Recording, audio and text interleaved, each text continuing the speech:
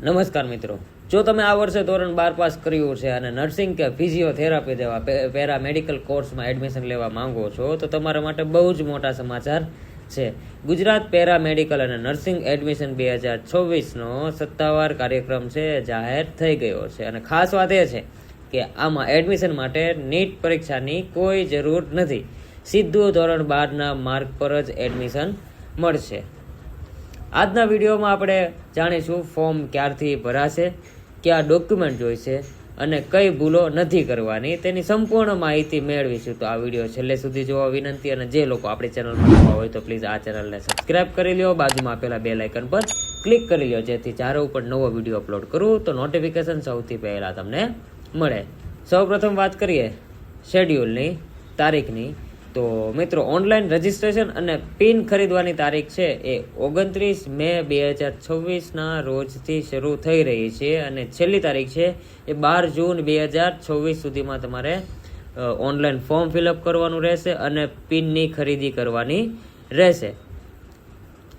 Form ભર્યા પછી તમારે ડોક્યુમેન્ટ વેરિફિકેશન માટે હેલ્પ સેન્ટર પર જવું પડશે, જેની છેલ્લી તારીખ છે એ 13 જૂન સુધીમાં તમારે જવું પડશે. અને મિત્રો યાદ રાખજો, છેલ્લા સમયે છે એ વેબસાઇટ મોસ્ટલી છે એ ડાઉન ચાલતી હોય છે, એટલે વહેલી તકે તમારું ફોર્મ ભરી લેવું, જેથી કરીને તમારે એડમિશનમાં કોઈ પણ સમસ્યા ના થાય. હવે પ્રશ્ન થશે કે કયા કયા કોર્સમાં એડમિશન મળશે. તો આ વખતે રાજ્યની આશરે 1165 કોલેજની 56,754 બેઠકો પર એડમિશન થવાનું છે, જેમાં બીએસસી નર્સિંગ, જીએનએમ અને ANM, physiotherapy, optometry, occupational therapy જેવા તમામ પેરામેડિકલ કોર્સ સામેલ છે. જો તમારું સપનું મેડિકલ લાઇનમાં જવાનું હોય તો આ તમારા માટે છે એ બેસ્ટ તક રહેશે. હવે આપણે પ્રોસેસ જાણી લઈએ. તો આખી પ્રક્રિયા છે એ 5 સ્ટેપમાં વહેંચાયેલી છે. સૌથી પહેલાં છે એ તમારે ઓફિશિયલ વેબસાઇટ પર જઈને 1,000 રૂપિયા ઓનલાઈન ભરીને 14 આંકડાનો જે પિન આવે છે તેની ખરીદી કરવાની રહેશે. મિત્રો, આ જે પિન તમે ખરીદી કરો છો એ તમને ઓનલાઈન એક જ વાર શો થશે, એટલે બને ત્યાં સુધી છે એનો સ્ક્રીનશોટ લઈ લો અથવા એ પિનનો પ્રિન્ટ આઉટ કરીને સાચવીને રાખી દેવો, જેથી કરીને આગળ તમારે છે એ કોઈ સમસ્યા ના થાય. પછી રજિસ્ટ્રેશન વખતે તમારે છે એ જે પિનની ખરીદી કરી હતી એ પિન અને યુઝર આઈડી પાસવર્ડ છે તમારા મોબાઈલમાં આવશે, એ તમારે જરૂર પડશે. ત્યાર પછી લોગિન કર્યા પછી તમારે જરૂરી ડિટેલ્સ હોય છે એ ફિલઅપ કરીને ડોક્યુમેન્ટ અપલોડ કરવાના હોય છે, જેમ કે માર્કશીટ છે, એલસી છે, જાતિનો દાખલો છે અને આ સિવાયના જે ડોક્યુમેન્ટ લાગુ પડતા હોય છે તમારે ઓનલાઈન ઓરિજિનલ અપલોડ કરવાના હોય છે.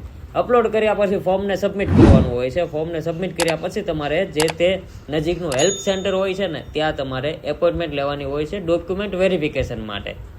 એપોઇન્ટમેન્ટ લીધા પછી એ જ તારીખે અને એ જ સમયે તમારે ઓરિજિનલ ડોક્યુમેન્ટ લઈને જે તે સેન્ટર તમે સિલેક્ટ કરો છો ત્યાં જઈને ડોક્યુમેન્ટ વેરિફિકેશન કરાવવાનું હોય છે. બસ આટલું જ કરવાનું રહેશે અને તમારું નામ છે એ મેરિટ લિસ્ટ માટે કન્ફર્મ થઈ જશે. હવે મિત્રો, એક મહત્વની વાત છે એ નોટ કરી લેજો. અત્યારે માત્ર રજિસ્ટ્રેશન અને ડોક્યુમેન્ટ વેરિફિકેશન જ શરૂ થયું છે. ચોઇસ ફિલિંગ અને સીટ એલોટમેન્ટના રાઉન્ડ છે એ મુખ્ય મેડિકલ એટલે કે MBBS અને BDSનું એડમિશન શરૂ થયા પછી જ થશે, એટલે તમારો સમય ના બગડે એટલા માટે મેં તમને છે આ મહત્વનું એક નોટિફિકેશન આપી દીધું. તો મિત્રો, મોડું ન કરતા કાલથી જ પ્રોસેસ શરૂ કરી દેજો.